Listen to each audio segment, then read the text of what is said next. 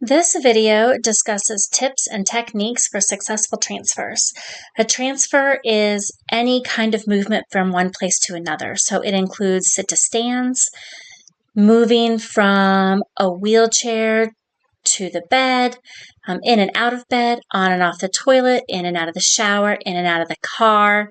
You can use these tips for all those different transfers. And we do transfers all day long. So this is a very important skill to learn and learn safely. My first tip is you want to give yourself room to move. You want to create a clear area or pathway to move in during the transfer and leave room for helpers or other equipment.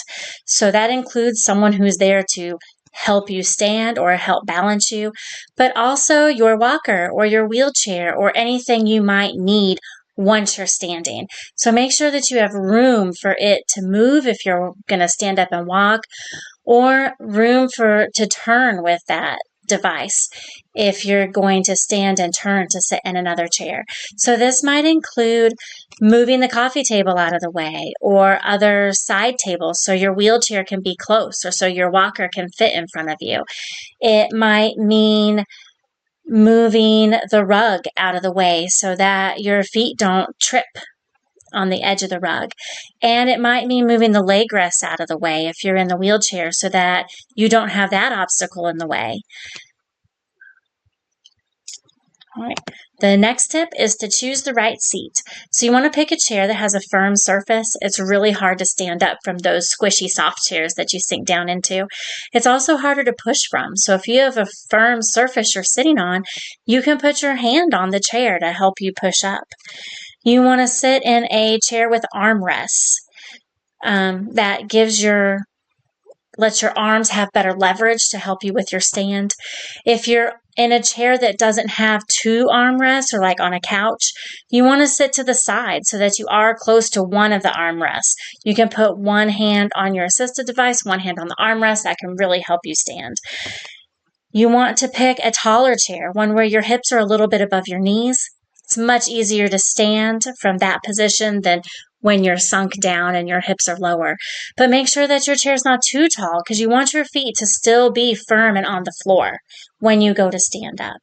Also, you want to pick chairs that are sturdy and that aren't going to slide or tip when you stand up or go to sit down in them. If you are going to sit in a chair with wheels, like a wheelchair or a four-wheeled walker, make sure that the brakes are locked before you get in or out of that. If you're in a rolling chair that doesn't have brakes, you want to push it up against a wall or something sturdy so that it doesn't roll out from under you when you're trying to get out of it. You can also pick, like most bedside commodes or shower chairs, have legs that can be adjusted to make them a little taller. So that will really help you when you're standing off the toilet or out of the shower. They also make raised toilet seats and armrests that can be attached to the toilet if you need that extra help. The next tip is for positioning. When you begin your sit to stand, again, make sure that your chair is locked or pushed up against something sturdy so that it doesn't tip or roll when you're standing. Scoot toward the edge of the chair. Make sure that both of your feet are flat on the floor and directly below your knees or a little bit back behind your knees. You want to lean forward from your hips. Keep your back straight and engage your core. That forward lean is really important to get your center of gravity over your feet so as you push up, you're in line. You want to push with your legs and push with your arms. Use those armrests on the chair to help you push up. You can use devices or helpers to help you with your stand or your turn. If you have a walker, you want to put it directly in front of you so that when you stand, you are square with that device and you can hold on to it and be in a good position for when you start to walk or start to turn. Again, if you've got the four-wheeled walker, make sure that the brakes are locked. And then once you're up and ready to move, you can unlock them. If you have a cane, you can lean it against the chair you're standing from or a nearby surface. Make sure that it's within easy reach because you don't want to stand up and then reach out for that cane and lose your balance. You want to push from the chair. Do not pull on your assistive device. they are not meant to be pulled on. They'll scoot towards you or tip.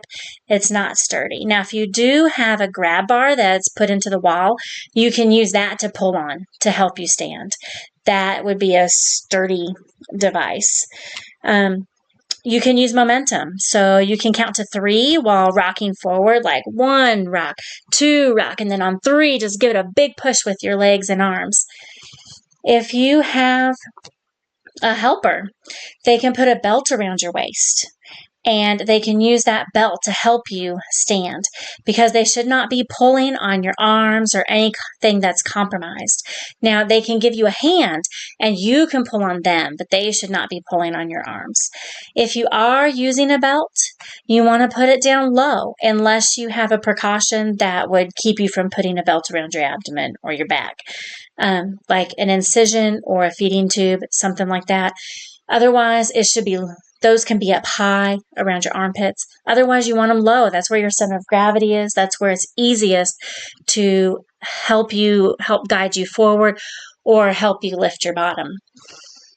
The helper should stand on your side or on the front to help you pull up. And they should just support and guide you. They shouldn't really be like lifting with their arms. Also, it's really important for the helper to use good body mechanics with their knees slightly bent and their core engaged so that they don't get hurt trying to help you lift. But mostly a helper is going to be there to guide you, to help make sure that there's no obstacles in the way, maybe to remind you to do that 3 count with momentum. And then to help steady you before you move on to the next place. So I hope that all these tips have been helpful, and I hope that it helps you feel a little more safer with your transfers. If you do have more in-depth questions or want more of a personalized answers to how you specifically would do these transfers at home, feel free to book a consultation with us, and I'd be happy to walk you through the transfer and, tell you all the steps to be safe. Thank you.